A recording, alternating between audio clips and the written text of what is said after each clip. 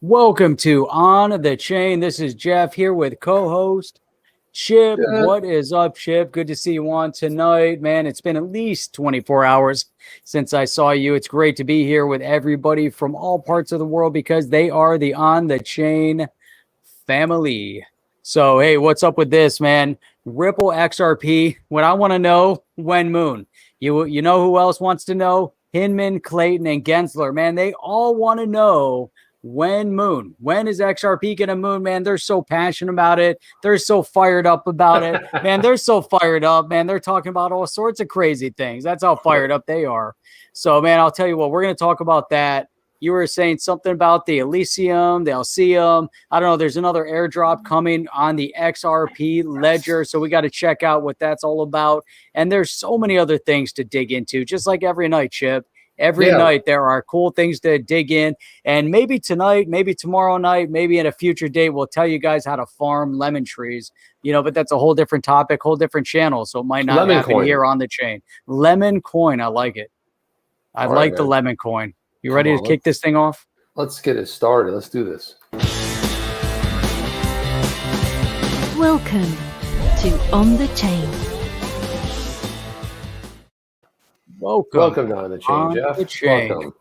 Man, what is up? Before we jump into that Hinman, let's talk about airdrops, and I'm going to show you guys how to do this. It's actually quite simple. Before we talk about airdrops, we want to talk about airdrops. I want to give a quick shout out to permission.io. So, Chip, you know what that's all about. You know, when you're checking out the interweb and you're checking all that stuff out online, all of a sudden these ads pop up and you're like, oh man, there's too many ads on this web page, and they're Google ads and Facebook ads and who knows what other ads, but those guys are collecting all your data and they're monetizing off of you, off of your stuff, off your data. So permission.io said, hey, you know what? We want to get a piece of that. We want to help people, every individual, get a little bit of that monetization and say, hey, you know what? No more. Figure out a way to monetize your own data. That's what permission.io did. You can download a browser extension. And then every so often, permission.io is like, hey, I think you might want to watch this this short video ad. And you're like, yeah, I want to watch it. You get to earn ASK token, ASK token. You earn a little bit of ASK token. You can hodl it. At some point, you can spend it. You could probably even spend it right now. You can go check it all out over on permission.io. It's really cool. Check it out. Yeah, just dropped it in there. And don't forget, Jeff, there is bonus ask if you sign up with our link in the show. And of course, it helps us out a little bit. We get a little smidgen in there too. So it's kind of like you rub our back, we rub your back. So everyone wins. I love win-win, Jeff. Bonus. But you know, win-win. It wasn't too long ago where he went through all the airdrops that are coming up and how exciting it was. We're like, man, there's so much cool stuff. So I wanted to jump through this. Now, I'm sure I'm going to butcher this name. I don't know how it's pronounced. Aesthetics. Let's just say it's aesthetics. It's like aesthetic, but it's aesthetics. Aesthetics. Whatever it is. It's got a cool looking A. Anyway, I like the way this brand looks. Whoever's looking at doing the brand is looking out really well. Like it's one of the better. Yeah, it's one of the better decks that I've seen. So cheers and shout out there. But they put this out. They said we're proud to publish our white paper starting today. Everyone in the XRP community, that is all of you, will be able to also claim their Elysium, which is ELS, setting the trust line towards the issuing address here. And again, I'll walk you guys through how to do this. It's not that difficult. Now, you can, if you have a, what's nice about this is if you have a cold storage wallet, there's a couple different ones you can choose from. Ledger is one of the more popular ones, but you can choose, there's a couple of them out there that you can choose. And this is the address, and it looks complicated, but some, as they pronounce, I'll say Zum, but it's pronounced Sum. The Sum wallet by Vitsa Vind and his little band of bandits and kickasses out there over in Holland or the Netherlands, as they say, are just building a really nice wallet. I really like the way it works. I love the dApps on there. It's really well done. It's good stuff. And so I would jump into white paper here, Jeff. Let's go through this a little bit. Start up at the top here. Look at this. Bam. Start on page 1. For a second, I thought we were in a Jungle Inc. video there. So it's like, whoa. Are we in the right show here? Uniqueness in the unique. Aesthetics.art. And, of course, that's the website right there, which I will grab got that as well for a later date. We'll just pop that puppy in there. There we go. Yeah, first NFTs based on physical artworks, but we're going to jump through the white paper, and we're not going to actually watch the video, but XRP Panic has hooked up his Zum app with the ELS. Yep, we have both of our wallets hooked up. I got my personal one, and we have on the chain wallet hooked up, and that's pretty cool. What do you have to do to hook up the personal wallet? Let's see. What is entailed? Well, we'll jump through that a little bit later. You basically got to go to zum.community. If you go to zum.community, then you log in. It's actually easy to do on your mobile device. So you launch Zum app, you log in, then you go out to the website zum.community, and then you go ahead and you click on you log in with your Zum app, because that way it populates all your data in there.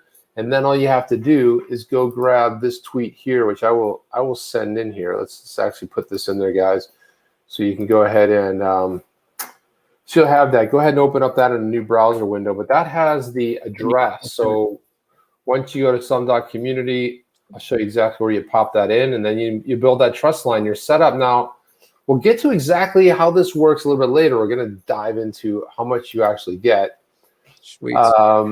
But what they're going after here is the fine art market. It's headed towards the digital, with an increase in online sales of physical artworks and the increasing sales of NFTs on specialized marketplaces. So there's the global market, 50, whatever that is, MLD. I don't know what that is. That million, I don't know what that is. First XRPL marketplace of NFTs based on physical artworks. Instead, its ambitious project is to create a link between that physical art and the blockchain, creating the first marketplace. It's cool because you're basically taking physical stuff. It's almost like tokenizing them, right? So you're creating an NFT of something that exists in the art world. And of course, we know this all too well. The innovators are first. You get the early adopters, you get the majority, and then late, and then the laggards at the end, right? The laggards. I always love the laggards. The laggards. All those laggards. Laggards. Problem, historically, fine art's always been fascinating, but let's face it, it's not really that accessible. It's a market niche that over time is becoming more and more exclusive, because obviously, you want to talk about scarcity. There's only so many Van Goghs, right? There's only so many Van Goghs and masterpieces and the Dutch, masters and all that stuff. So of course, those are some of the difficulties you have involved: budget, market contraction, accessibility, and limits. So what's the solution, Jeff? I like phygital. Physical ELS. And digital. ELS is the solution. Let's see. What is it? The liquid marketplace. Yeah, then you got the phygital, which is like physical and digital. You got the liquid market, the NFT marketplace, and democratization, which passes through culture and blah, blah, blah. So we're jumping into the good stuff. So there's the Van Gogh right there, all pixelated out. But Aesthetics will be an independent platform that's going to use the blockchain tech to issue and distribute NFTs related to high profile. And of course, you can see there's a Van Gogh self. You get to own a little bit of you can own one little fragment of the Van Gogh. Thank you, Rob XRP. By the way, Rob XRP does amazing stuff. What is up, Rob XRP? I recommend his Patreon too, man. He gives some deep dives and stuff that you can't find anywhere else. So thank you for that, Rob. Appreciate that. He does pretty good for being up in Canada. Yeah, what are you gonna do, Jeff? You can't. That's where all of my family stayed when they. I told you the whole story. So, one, you select the artwork. Two, what's the uniqueness in the unique? That's our little phrase. Then you got the global 24/7 art market, the custody of the physical artworks. They'll manage and custody the artworks according to the best qualitative and safety standards. And the phygital, that's the NFTs realized by Aesthetics. We will allow selected international artists to create and sell NFTs based on their own physical works, allowing them to intercept the digital market from which they would otherwise be excluded. And then we'll jump in here. This is the competitive scenario. So of course you got those little grid, your physical, your high fee, slow transactions, digital art, competitive scenario here. Then we jump into the competitive advantages. Jeff, there's the XRP ledger right there. See that logo? Pretty interesting. I see that.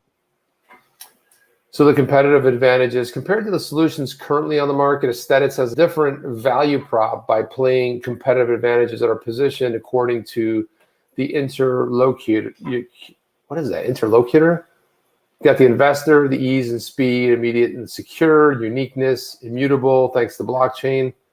Then the NFT realized by Aesthetics based on physical, unique masterpieces and the artist. Interesting. So what's exciting about this? We're getting to it, Jeff. Elysian, my man, Elysian. That's the ELS token. The first token for art and NFT industry running on the XRPL. Now that's when we're starting to get exciting, right? Because remember, this is all running on the XRPL.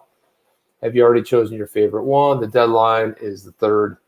Yes, it's coming up. It's coming up. What do those represent? That might be the logo. At the Spartan. I'll have to go with this Spartan logo. Cool. This one's cool in the end too. Yeah, I don't know about the ones in the middle. This looks a little too flare-esque. Looks like a sun.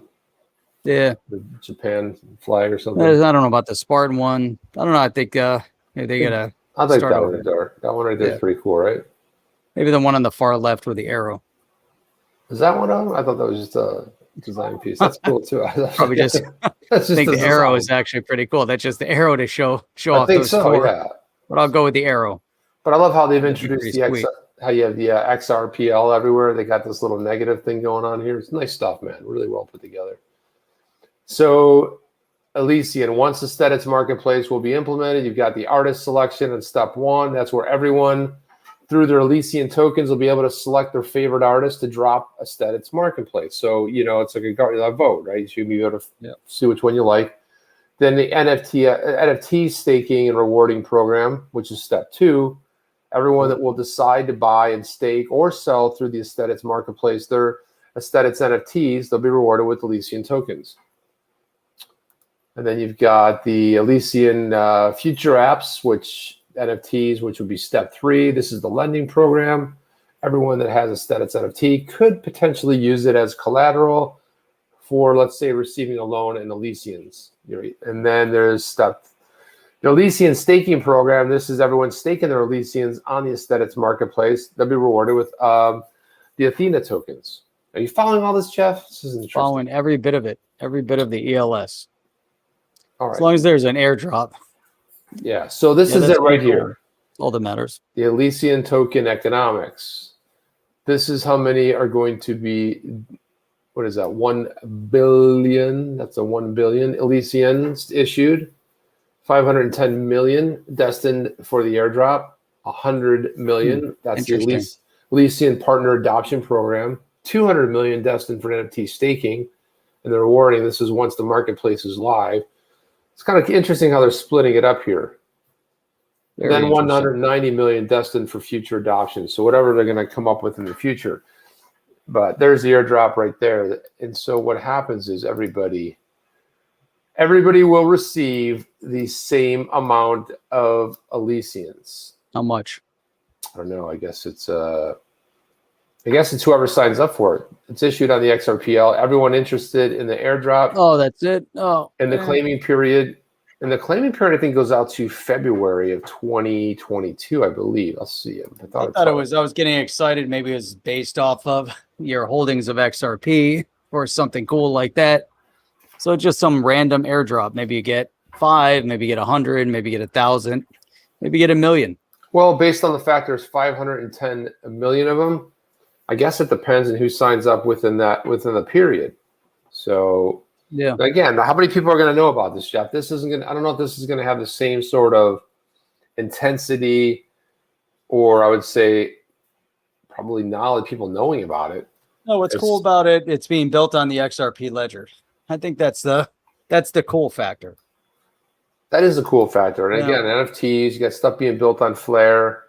The roadmap, they announced it in July 31st. The Elysian logo choice is happening right now.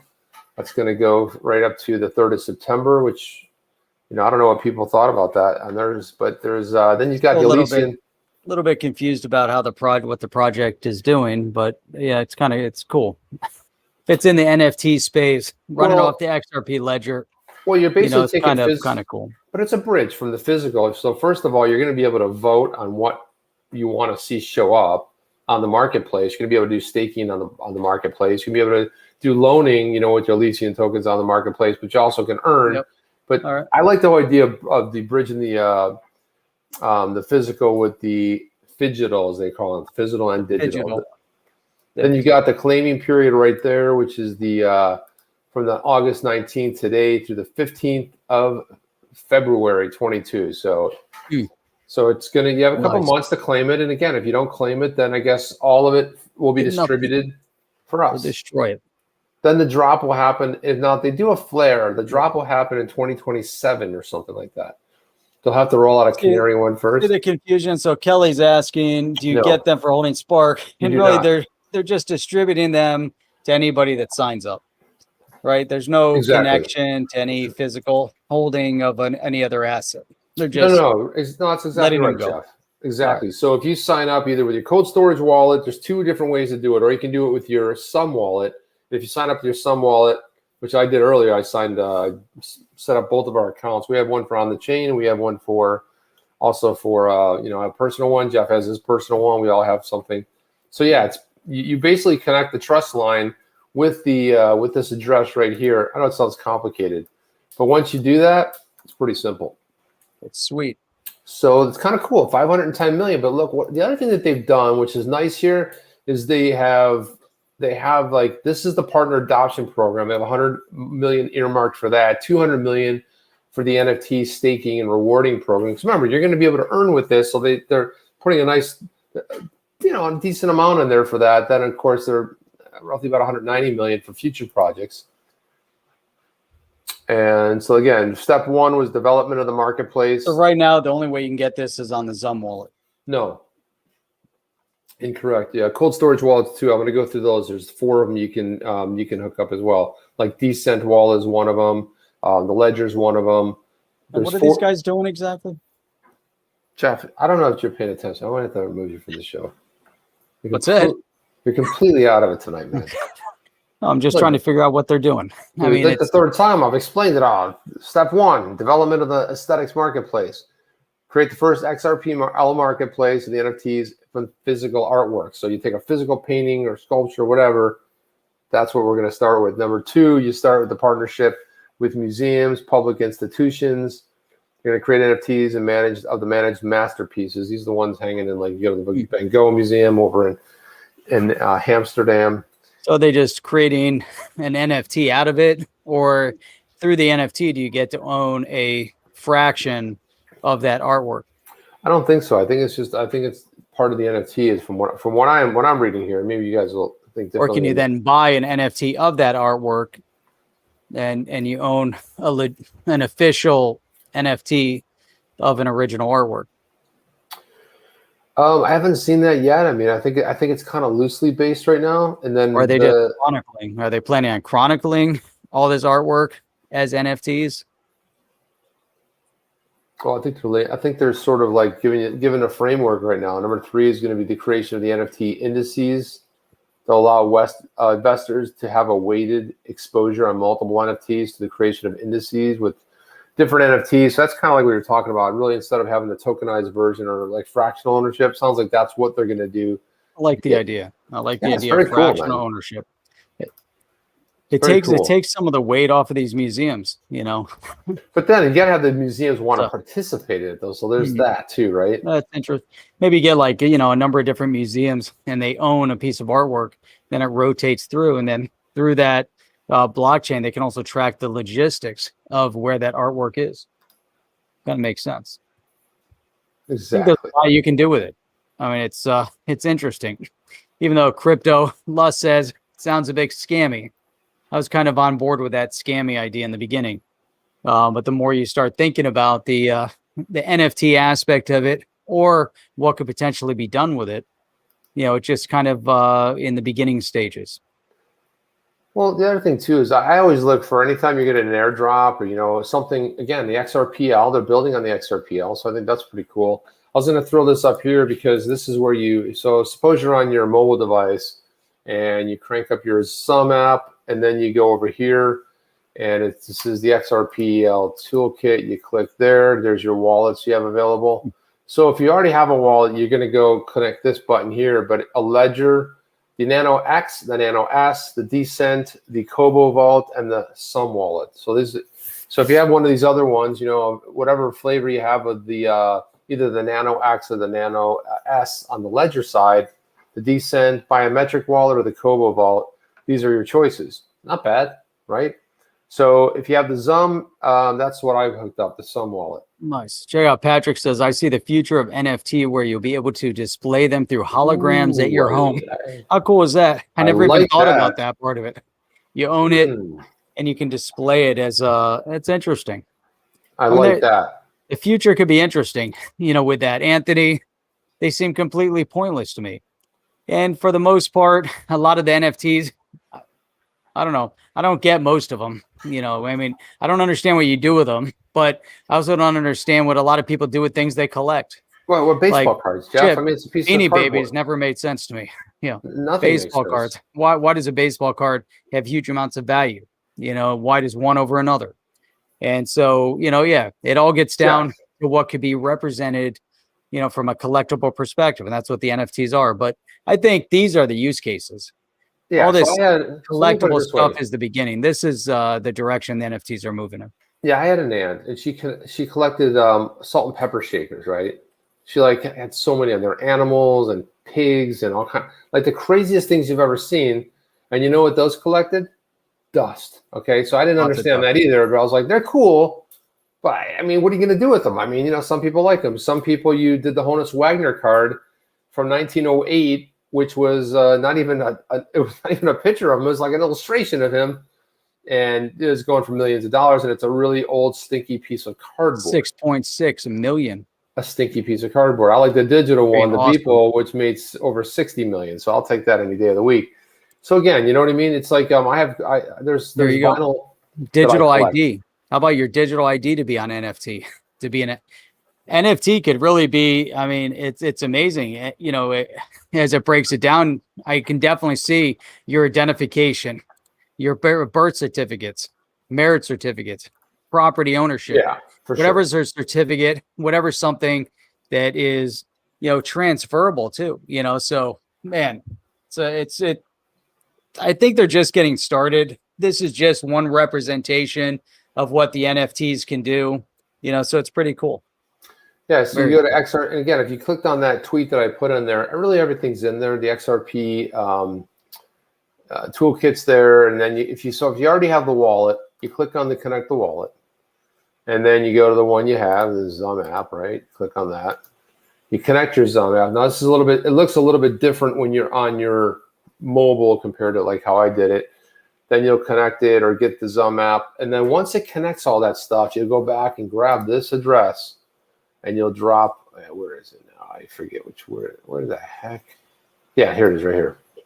You grab that address because it'll take all the stuff you don't have to hook all that stuff up. There's a bunch of different fields. Once you connect your cold storage wallet there, you'll add that, paste that in there. It'll go back to Sum. Awesome. It'll pull it up. You have to do the little slider thing, and then you'll see the Elysian will be set up. It'll say 0, but the trust line will be there. So when they do the drop, you'll be all set up. So, yeah. So there you go. Panic says, "Can we move on for this topic? Can we move on?" Yeah, we're going to move on. We're going to move on to a very similar topic. I don't know. Let's talk about something interesting here. I'm talking about something interesting. Let's talk about collaboration on crypto regulations, or no, that's not interesting. Brick and mortars fighting back, like JP Morgan shuts down account access to Bitcoin mining company. No, I want to talk about this because people don't understand what the NFTs are for. I think this is the actual perfect marketplace. There's a new startup that's built for music artists. This is where real estate, and I mean, right now it's art, but it's going to end up in real estate. It's going to end up in so one confirmation is the investment firm that is backed by Peter Thiel. You might know him from a very famous company called Palantir. You might know Mark Cuban, who's a billionaire. So they announced the investment in this NFT project called Catalog. Raised, officially closed in late June, injects $2.2 million of fresh capital into the project. So this is why I like this, because This is where I see this ultimately going, that blockchain, you know, the problem with musical artists is that it's really hard to break in, and then everyone's monetizing off of your back. NFTs put you in the driver's seat, and that's where I see this happening great. So you'll have a catalog offers a marketplace specific for music. Music needs its own space aesthetically, functionally. Artists want to drop their music where people are coming to listen to music, right? So in a sense, it's blockchain-based version of Bandcamp. I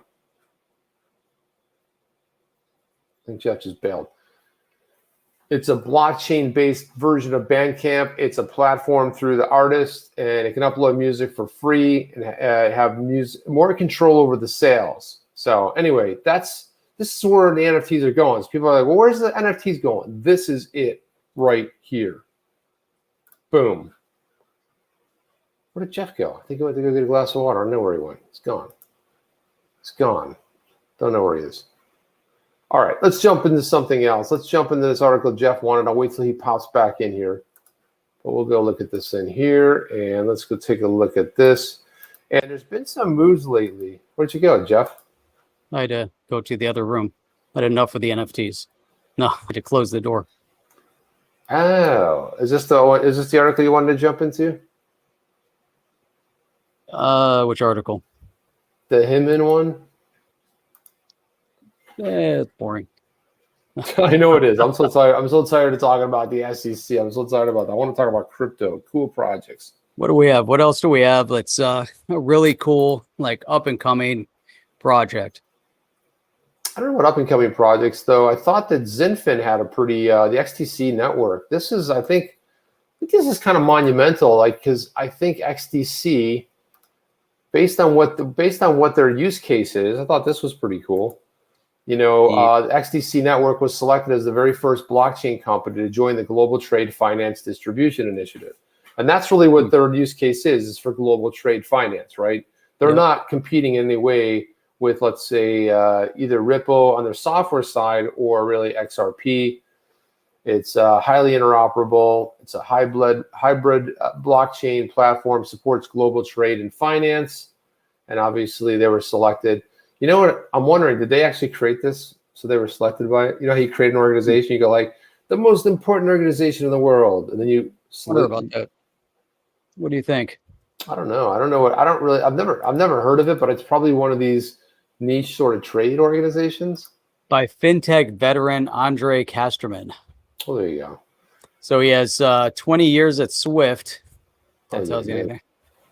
Leading various technology innovations in interbank payments, corporate treasury, and trade finance.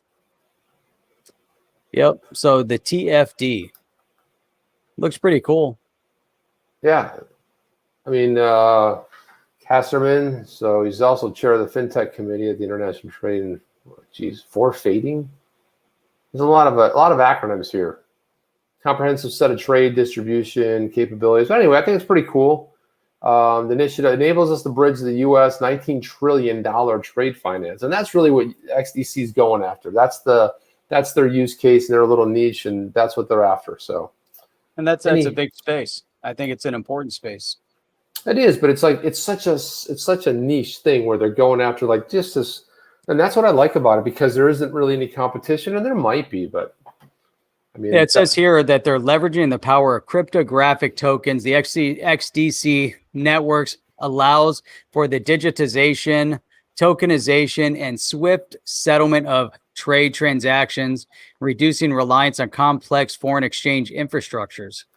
So obviously some of the key advantage there: lower transaction fee, near zero, less energy consumptions, efficient confirmation time, double validation, and randomization for security guarantees. It seems like, you know, if this is like for global trade, it fills some of the voids that are out there, but it's also similar to what Ripple's objective is, right? I mean, but Ripple is doing it on a institutional basis. It looks like XDC wants to do it on a corporate basis.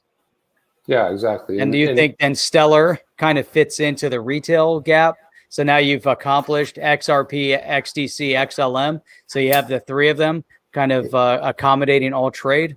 I don't necessarily see XLM going that route anymore. I think they've really sort of expanded horizons. They want to be part of CBDCs. They want to. I feel like anywhere where Ripple's living or any one of these other payment tokens, I feel like they're sort of keeping their options open. I don't necessarily, because I don't really see them staying in the consumer side of it. Seems like they're branching out a little bit. Well, I mean, that's good. But that's their primary objective. That was always retail consumerism. Yeah. So we always talk about JP Morgan, right? So they're always up to something. But check this out. So finally, I want to show this to Congress because they're always ex-JP Morgan metals traders must face racketeering charges, says a judge. So it looks like Forex employees are accused of spoofing precious metal markets. Bank fraud charges tossed. Wire fraud and other charges will stand. So the law firm names shown above are generated above. Hang on a second. Federal judge in Chicago said 4 former JP Morgan Chase & Company employees, they must face charges, including racketeering. Edmund Chang's ruling on Tuesday paves the way for an October 19th trial. See, they got a trial pretty quick, huh, Jeff? 19th of October? Oh, yeah. You got to go after them. Yeah, it says the U.S. Department of Justice, most aggressive attempts so far to police commodity spoofing. And they're making an example, is what it looks like. Prosecutors allege the former precious metal desk head, Michael Nowick, traders Greg Smith and Christopher Jordan, salesperson Jeffrey Ruff. I wonder if they're just like shitting themselves right now, Jeff. Like, oh man. I guess we didn't know that was illegal. We didn't know. We didn't know, Jeff. I don't think they really care. Those guys, the way they how many times have people from JP Morgan and these other big financial institutions been caught, whatever, it's amazing. The big entity gets away with it and there's always a fall guy. And you wonder if the fall guy was really the one behind it, or was it the bigger organization that was behind it? That's the big question. Yeah, that's a good point. Are these guys, they're the fall guys, right? So Chang also allowed the other 11 charges to stand, including market manipulation, spoofing, conspiracy, and commodities wire fraud. But for some reason, they did throw out bank fraud charges. Like, okay, we'll let you off on the bank fraud charges, but those other 11, no, we gotta stick true to that. Look at that. Yep. JP Morgan agreed to pay more than $920 million and then admitted to wrongdoing. So for them, almost $1 billion is a slap on the wrist, isn't it, Jeff? That's true. That's true. Hey, going back, JV asked a question. What's the difference between institutional and corporate? And I guess should have prefaced financial institution versus corporate. So that's, I think, institution, financial institution, I guess FIs, then corporate. So just to clarify that, thought that was an interesting one.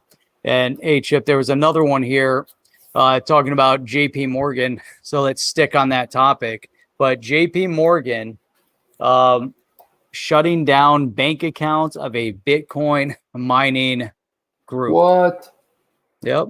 I mean, it's crazy stuff. So you would think that since JP Morgan trying to get into the crypto space, but check this out, Delaware-based Compass Mining offers U.S. citizens exposure to Bitcoin mining via its private infrastructure. However,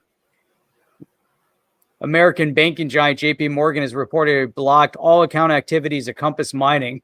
And it says here, the information came to light when Compass Mining CEO Whit Gibbs announced, shout out to Chase for shouting down Compass Mining accounts for doing our part to replace the old guard with self-sovereign, future-focused supporters of hard money. Get behind Bitcoin or get out of our way. I love that. That is awesome. What an amazing statement, right? I mean, that's classic right there. That is fantastic. That's one of the ones we want to almost keep. That is well said. Shout out to Chase for shutting down Compass Mining accounts. The best one is trying to replace the old guard with the self-sovereign, future-focused supporters of hard money. Hard money. That's beautiful, man. You got to love it. And they just get behind Bitcoin to get out of our way. So it's crazy too, So there's obviously a little bit of tension with the brick and mortars. We know that. They're not going to sit down and just take it. They're not going to say, hey, go ahead and take everything we built for the past couple hundred years. They are firmly entrenched. They're going to keep fighting back.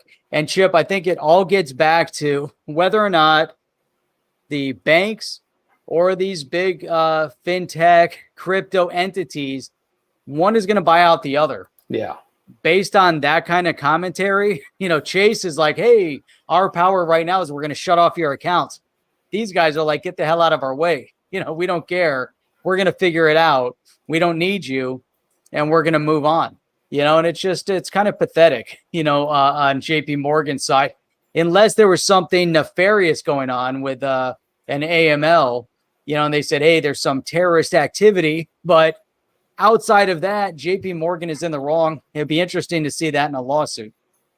Check this out. So Matt LaRoche says they don't want competition when they get into mining themselves via probable investments and selected by JP Morgan mining winners. Yeah, that's a really good point. They're like, we hate crypto. It's like, oh yeah, did we tell you we're working on crypto? I mean, yeah. Did you know we own all these mining rigs? By the way, yeah, it's like we don't like competition. Like that's exactly right, Matt LaRoche. It's a foreshadowing of sorts, right? It's like what's coming down the pike. It's crazy. Jeff, something weird's happening. I've noticed something recently that Brian Armstrong, I don't know if it's the board telling him to get out there on Twitter and start like doing stuff, because he's kind of been more or less a chill dude, right? I mean, as far as a CEO, and like two things back to back. He says, we recently received board approval to purchase over 500 million of crypto on our balance sheet to add to our existing holdings, and we'll be investing roughly 10% of all profit going forward in crypto. And I expect this percentage to keep growing over time as the crypto economy matures. He says, hopefully over time we can operate more of our business in crypto. Today it's still a mix. What do you think about this sort of like positioning? That's interesting. So the board... So first, they're adding crypto to their balance sheet. Now, I find it interesting because I assume they already had a lot of crypto on their balance sheet, but now they're public. Right. So now it's a whole different entity. I don't even know what to make of this statement. I just think it's a weird statement. Right. I figured you're a crypto company. You have millions and millions of dollars of crypto on your balance sheet. I don't even know what to make of it. I'm a little confused by it. They had to seek board approval to purchase over 500 million, which you look at some of these guys like Michael Saylor and these other companies, it's a little, like you said, it's different. They're a public company, but they had to get board approval. And it's like, it's weird the way it's like, hopefully over time we can operate more of our business in crypto. I'm like, you are an exchange. I mean, hopefully. It's a weird phrasing, right? Yeah, I don't understand that. I really, truthfully, I made an assumption that the majority of their operations were in crypto. Yeah, and obviously there's expenses. They need some fiat. They need to convert. I just assumed the majority of their holdings are encrypted. They probably need a balance. Legitimately, when the market goes down, they have to offset it with fiat that hasn't tanked, and so. And then the other side of it, when the market, is more inflationary on fiat and you see crypto rising, then obviously they're in a good spot. They do need a balance at this point in time, but I'm a little shocked that they have to go to the board for approval and say, oh, Mr. Board, we want to invest more in cryptocurrency. We just happen to be in the space. No, we can't do that. We're not a bank. Yeah, I don't get it. I mean, it's a shocking. It really is a shocking statement. Yeah. And the way it's worded, it's not like from a very mature, it doesn't sound like a mature exchange, right? There's a weird thing. And look at, there's the XRP army. There's Robert Morris, XRP. The other thing they don't do is they don't define it. They say crypto. It's very vague. Like what crypto? Is it Bitcoin? That's good too. Let them yeah, I guess it's up to them. I think they're better off staying vague. They're an exchange. If they went Bitcoin centric, everybody else would be like, F you, we're done. Yeah. Well, also they're going to invest 10% of the profit going forward. So like if whatever they invest in now, and let's say a year later, there's a 40% increase, they'll take 10% of that. And then they're going to go ahead and reinvest it. So that's kind of a cool thing. They're telling you what their strategy is. That's it. Johnny Crypto says, I think they're referring to conducting all or most of their transactions in crypto. That's what we're saying. Oh, if that's what they're saying. Maybe that's potentially what they're doing. So then on the back of that, he puts out this other one. It says, so the Coinbase wallet, just hodl on. We're coming home to your Chrome browser. That's it. Download the Coinbase wallet extension.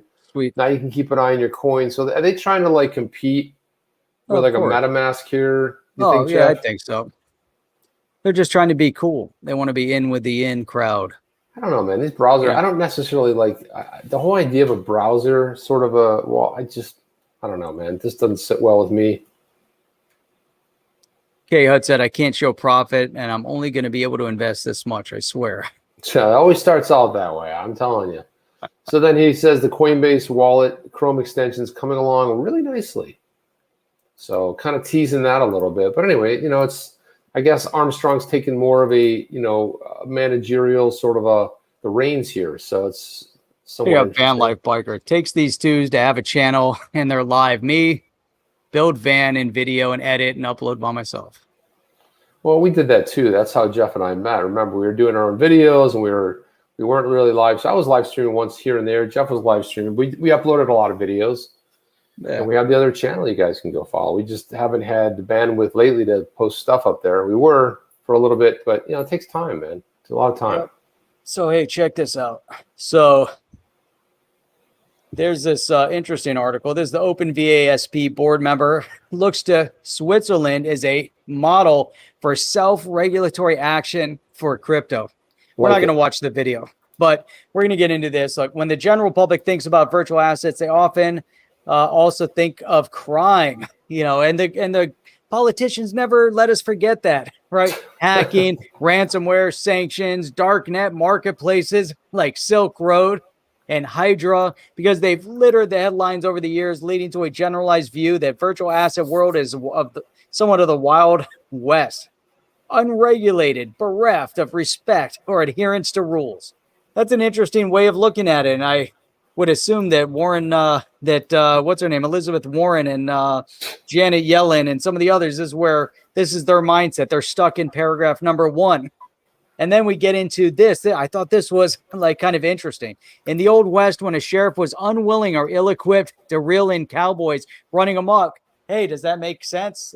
The sheriff not willing to do anything? That's Congress. We don't have to get into depth. But it was the citizens who assumed the mantle of protecting themselves and their property. I like how they spin this back to the Wild West. So basically they're saying, let's self-regulate. Put the organizations together, put everything in place to self-regulate. Look at this. Worldwide regulators have started to apply regulation to the crypto sphere, often with good intent, but misplaced priorities. Boom. They're armed to regulate the old world of intermediaries rather than the new trustless protocols enabled by crypto. That's a big problem. That is a big problem. But it's a very spot on assessment, though. The FATF updated its guidance to require virtual assets and virtual asset service providers comply with the same rules as traditional financial institutions. Obviously, we know KYC, AML. But transaction monitor reporting. So there's so much going on, but I like the direction of this because basically they're saying, hey, you can't regulate this space based on the ways of old. You can't have the brick and mortars apply every bit of rule and process to the crypto space because crypto wasn't around back in the beginning. But then they do reference collaboration. They also are talking about bring it to the people. Let there be some self-regulation amongst the companies, amongst the organizations, amongst the entities. And Chip, I really think that's kind of where it starts. If you can create self-regulation and a regulatory body for crypto, imagine there was a global regulatory body for cryptocurrency right now. And all the companies agreed that there are certain processes that you go through. There's certain understandings and terminology, kind of like the purpose of SWIFT. When SWIFT came about as a commonality, a common language, imagine that happened in the crypto space and companies sat on this board. Well, there's no initiative like that.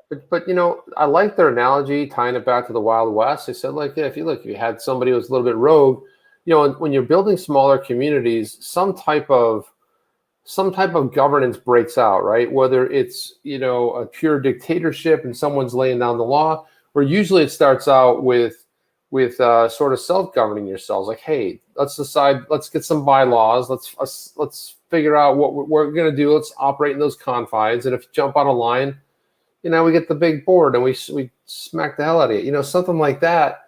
But they're kind of tying it back. But one of the things blockchain has that the The old thing that they're tying it back to, which is the banking and the thousands of years of fiat currency and coins, is the fact that that stuff can't be tracked, not like it can on blockchain, right? So there are some advantages that don't work, and this is what they always do. You don't understand it fully, so you're always looking back at what you did. And the same thing when the internet came along was the same sort of thing. You know, you still say if something is appearing in your screen, you still say it's above the fold. Well, that was a newspaper fold. You know, the newspaper when it folded, you'd say, well, the part that sits above that, you didn't want to be on the other side because you'd have to flip it over. But you still say above the fold. You're like, what fold? It's on my screen. That's awesome. I love that. You know what I'm saying? But that's a great.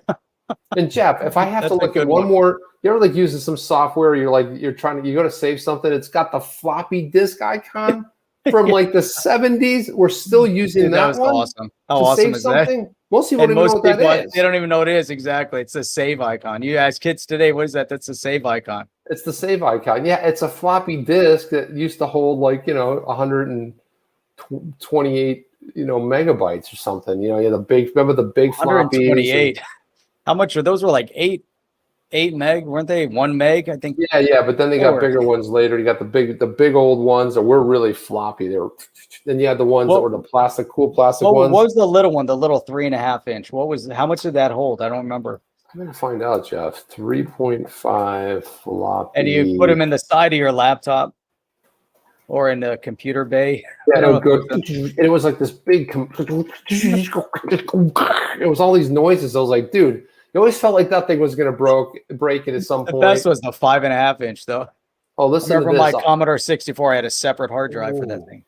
Commonly used, the 3.5 disc had the capacity of 800 kbytes to 2.8 megabytes with a standard of 1.44 megabytes. Oh my gosh, Jeff, that's a joke. Imagine Holy cow. But still, I mean, we're still using this old tech. And then, so that's here, awesome. If you look right here, look at this. That you remember that was the one. Oh yeah, there you go. It was the most common one you use. These down my old Mac. Well, and then I started with the orange ones. That's what I started with. But then I worked with GM back in the early days. You had like these big old floppy things. You'd put them in the little. It was like a little thin little. You had to put it in right because sometimes it would bend a little bit. Stick it in there. This is pathetic. The 8-inch floppy. My God, Jeff, how do we get off on this tangent? But awesome. That's what we do. We look backwards. We try to figure it out, and that's what's happening now. They go like, "Well, it's used for bad purposes." Well, yeah, that's called, what do you call it when you're transferring? So was gold. Reflection. So was gold. You just could recognize a guy that was carrying a bag of it. It was super heavy. Then it went to paper, and it was a little bit easier to sort of get away with that stuff. That's right. Kind of like the $1 billion that go out on a flotilla over to Iran. Check this out. So Hans Loaded on the chain. Jeff, watched the video of you 2 years ago about why there's a $20 reserve for opening an account on XRP. I remember that video. It was an awesome video. I had fun with that one. And then Matt LaRoche, I remember the psychedelic chip minute short vids with the Max Headroom buzz cut. They were cool. Those were my favorite videos. I remember watching those, Chip, before we even met. I'm like, man, these videos are awesome. It's like music. Chip here, the XRP minute. I think I'm going to maybe crank up the XRP minute again. Just throw it in their channel. Awesome. Just talk about X. All they did was talk about XRP. So yeah, except they weren't a minute long. the buzz cut. I look back at those. I'm like, man, I did have a buzz cut. Now my hair's all grown long and. It was like really weird. You look at those things. I was talking to a YouTuber the other day, someone that's just getting started, and a lot of people, I just said, look, keep doing what you do. You'll find your voice. Just continue to work on it and develop it. I go back and watch my early videos if you wanted to have a laugh. You're going to laugh your ass off because they're horrible. I was like, the delivery it takes a while to settle in because as soon as you turn that camera on. And the other thing was, I would screw it up about 17 times. You saw like the 18th or 20th cut. And I would screw it up in the first sentence every single time. I wouldn't get like almost all the way through, then screw it up. No, it was always in the beginning. So that's funny. But Jeff, I wanted to play something that, this came up again in my feed. So I wanted to share the video. But again, you talk a lot about builders in the space. You talk about doing stuff in life, that, hey, if you don't like the way something is, or if you're one of these people that says, there should be, wouldn't it be cool if it always starts like, hey, wouldn't it be cool if there was a whatever to do this, or you sometimes you search for a certain software to do what you want to do. It might not exist. You might just have to go build it. But I want to display this because this is one of my personal heroes, none other than Steve Jobs. And Tim Cook is not even close to the same library, bookshelf, or book as Steve Jobs. But I wanted to play this because I always find it inspirational. But let's listen in on this. When you grow up, you tend to get told that the world is the way it is, and your life is just to live your life inside the world, try not to bash into the walls too much, try to have a nice family life, have fun, save a little money. But life, that's a very limited life. Life can be much broader once you discover one simple fact, and that is everything around you that you call life was made up by people that were no smarter than you. And you can change it. You can influence it. You can build your own things that other people can use. And the minute that you understand that you can poke life and actually something will, if you push in, something will pop out the other side, that you can change it, you can mold it. That's maybe the most important thing, is to shake off this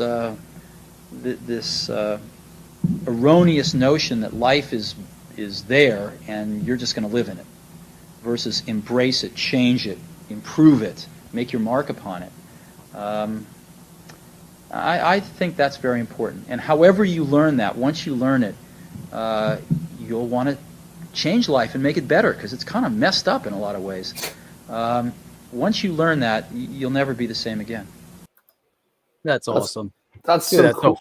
That's awesome. Right? And it's, I always almost say, but I look at that stuff and it's like, it says everything around you that you call life was made up by somebody no smarter than you. But it's easy for us to put people on pedestals and do this and I remember watching streamers and I'm like, I'm going to do that. And my wife's like, what?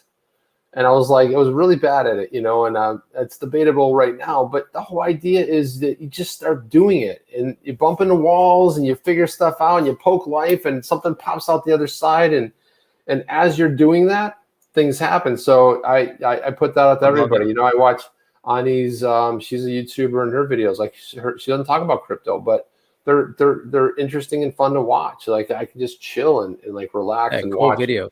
Yeah, they're cool videos. And then I saw Norseman too. He's got a channel and he was doing some cool stuff, especially the long axe tosses, So I love that. I love seeing people in the community, everybody doing something a little bit different. But again, find your voice, find your passion, get out there, because you never know what life you might have an effect on. You never know who you're going to inspire to has that next thing that moves moves it forward, that perpetual wheel. Because we're only here for a short period of time. You got to go ahead and make your mark and do something. So yeah, JB says, yeah, that was great. Yeah, it really is. And somebody else commented today. Well, two people commented on that video because I did tweet it out, and both of them said the exact same thing. Is that Charles Hoskinson from Cardano? Kind of looks like him a little bit, right? Kind of has that sort of look, and vibe. Yeah, it has sort of the vibe. I guess you could say the vibe, and but I just thought, what a great, once you learn that, you'll never be the same again. Yeah, so that's good. I just want to get his face on here again. We're not going to look at it. But it's almost like Hoskinson with a little bit heavier of a face, maybe a little thicker face, a little thicker. People are, because again, Jeff, what do we do with legacy stuff? We relate it to what we know now. That's right. And I always relate this to this. It's like when you're in grade school and you go to high school, it's like, oh, that kid sort of reminds me of so and so from when in my old, and that one. And then you end up going from high school to university, and it's like, oh, that's the kid, that was in my. You do that in life, and then it's companies, and then it's different, churches, houses of worship, something like that. Temples. It's that kind of a scenario where you always relate it back to human nature. We relate it back to what we know. I like it. That's true. It definitely always comes back to that. It circles back. So circles back, man. Circle back. So hey, check this out. So Matt LaRoche brought it up earlier, and then the whole conversation kind of unfolded. It all had to do with cassettes.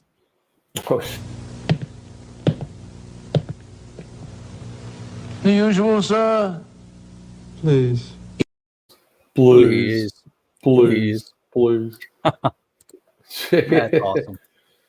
Yeah, and I mean, quite honestly, Jeff, I have to just say there's one thing that we probably have to play just because it's something fun. How about this one? I mean, what about this?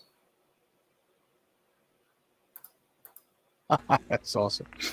Gary! Gary! Gary! Gary Gensler. Where's Gary Gensler? Gary! I just love Gary. that. We need to clip that out and put it in the Big O Notorious. Look at that. Nice. Well Notorious XRP. done. What is going on? That's awesome, man. Thank you for What that. is going on, Jeff, man? Gary. You know what's weird? I mean, it felt like it was Sunday. Then it felt like it was. Now I'm like, I almost thought today was Wednesday. I kept saying that today's Wednesday, right? I thought today was Wednesday all day today. And then I realized it was Thursday. Like, oh, God, tomorrow's Friday. And I said, thank God it's Friday. Yeah, thank you for that, Notorious. Notorious. I always think of that Duran Duran song. Dun, dun. Notorious. I wanted to throw one other thing up here. Where is this puppy? Yeah, so let's check this out. So we talked. It's so funny. JP Morgan's really everywhere, right? So JP Morgan. Let me get this out of here. Remove that. Let's share the screen here. Share the screen, and put that puppy up there. Let's go. Here we go. Look at this here. Wells Fargo, JP Morgan partnered with NYDIG to launch Bitcoin funds. Interesting, right? A trio. Especially after the other article we read about them shutting down the mining accounts. Right? Isn't that weird? What the heck? It's like, it's so crazy. Get the latest news on your phone. Crypto news. Two of the notices of the name JP Morgan Securities and recipient of the shares tied to the Bitcoin fund. Another novice names Wells Fargo Clearing Services. All three are offered pooled investment fund interest from private issuers that NYDIG has established. I thought that was so weird. It's like we found these stories independently, but they sort of contradict each other, don't they? There's so much contradiction in the space. That just shows you that you're on the right path. It's like you look at what these guys are trying to do. They're all the big brick and mortars, and you see how they're fighting back. And then when you see what they're actually doing on the, behind the scenes, it's crazy. The whole thing is crazy, Chip. I think that's why we go back and we look at it and we look at how many patents have been filed by all these banks in the crypto patents. Now, if they didn't believe in crypto, they didn't believe in DeFi, nobody would be talking about this stuff, especially this guy. Why is this guy talking about regulating DeFi? I mean, obviously you got to regulate, there has to be some regulatory clarity though. But look at this. Chairman of Securities and Exchange Commission, Gary Gensler, argued that DeFi is not immune to regulations. Come on. This is like regulation. Remember, they said he was a savior, right? And Jeff and you and I were always not on that train. We were like, I'm not so sure. He's MIT and he's an academic. And I was like, the academic part scared me. And the fact that he loves power driving this guy. Look at this. So I was like, where do we hear NYDIG before? Ripple co-founder Chris Larson moved 500 million XRP over to NYDIG. Interesting. And he took a lot of flack for that. I remember in the day, he angel investor. Well, not exactly, Jeff. There was 499, 99, 979, but basically 500,000. At the time, it was worth about 115 million. Many concerned XRP holders speculated that Larson might be dumping the coins. Later after the transaction, though, Larson addressed the whole thing, saying, "Hey, cryptocurrencies were sent to New York Digital Investment Group, or NYDIG." Oh, interesting. And he said, and the reason he cited, he says, I remember this tweet because he got so much flack. As some of you may have noticed, I did move my XRP wallet to NYDIG. I've known the founders for a while, and I'm impressed with their security, their top-notch institutional standards, and this is truly custody 2.0. Huh. So very cool. There you go. There's that. There's that, Jeff. There is that. There is that. Like Coco. Gary's ego is bigger than his head. How do you like bigger, that? yeah, it's bigger than multiple heads. And that's a pretty good noggin, to be honest with you. But that's a really nice, I love that. It's pretty, yeah, that noggin is gigantic, That's if right. you will. And it's probably time to remind everybody, if you haven't already, please like, subscribe, click that notification bell. That way you get notified anytime we drop a video. Simple. Like, subscribe, notification bell. Simple. Like, Easy subscribe. Okay, we got a couple of these puppies. And of course, you can always follow us up on Twitter too. We're just at On the Chain with the underscore between each one of the words. Right. It's always cool to underscore each one. Check us out on Twitter and check us back here live 6 days a week. Sunday through Thursday at 8 p.m. Eastern Standard Time, and every Saturday morning at 8 a.m. Eastern Standard Time. Tomorrow night is Friday, so tomorrow night's the day off. I will be back here on Saturday morning at 8 a.m. Eastern Standard Time. Chip and I back on Sunday 8 p.m. Eastern Standard Time. That's going to be exciting. I know we'll put a great show together for Sunday. A lot of cool things happening. A lot of cool things transpiring. That's it, Chip. That's all I got. What's that? Mass adoption. We're all headed towards the mass adoption. It was a nice day today. We saw a little rally. I was watching Alex Cobb a little bit. He was watching it, move up, which was fun. But yeah, I mean, it's good times, guys. We're all in this together. Crypto's bringing everybody together, and we will get there together at the end. And then we'll have a giant moon party. Like literally on the moon. I think we're getting closer and closer to that every single day. So it says we're having trouble streaming to Twitch. Party here in Florida. Are you getting that thing with trouble on Twitch? No. An issue on Twitch is it's just a little thing that popped up. Nobody's watching on Twitch anymore. I watch it on Twitch. I watch you on Saturday mornings on Twitch. I just like the viewer experience is better. I can do stuff with it. I can't do it on YouTube. So if you guys ever want, we do stream on Twitch too. But if you don't have Red, if you don't pay for the YouTube, you can this way here. You can just flip it off to the side, and you can go about your business. Turn your phone off, turn it back on. Your phone doesn't have to be on to be able to listen to us. So that's always something pretty cool too. Sweet. And that's it, Jeff. Right. That's it, Chip. Guys, great have week. A great weekend. On the next one, which will be Saturday, by the way. Oh, yeah, I'll be watching. I'll be in the chat with you guys because the smartest people of the OTC family are in the chat.